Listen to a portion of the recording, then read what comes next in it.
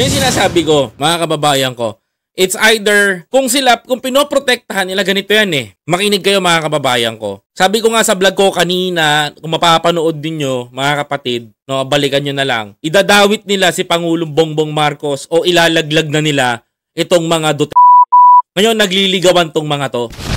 Nung hindi na pagbigyan mga kababayan ko, thinking ko dito mga kababayan ko, idadawit nila at isasangkot nila dito si Presidente.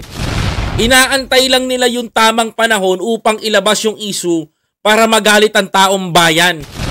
Mapaniwala nila mga kapatid. Diyan na nakikita ko mga kababayan ha. He's protecting people like Bongo. Kasi nga yung joint venture nila, 8 projects worth 800 million.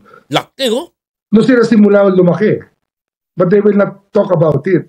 Ang tinutukoy ni Remulla ang mga joint venture na pinasok ng mga Diskaya sa pamamagitan ng kanilang St. Gerard Construction kasama ang CLTG Builders. Ayan, mga kababayan ko, during the time of the former President ngayon nabubukayo yung mga laro nyo, no? Nabubukayo yung mga ginagawa nila. Kasi bakit mga kababayan ko? CLTG means Christopher Lawrence Tesoro Go. That is the name of the Senator Go na ipinangalan tatay niya at ang may-anga nagpapatakbo ay kapatid niya. Construction firm yan mga kababayan ko. And then joint venture with St. Gerald's Construction.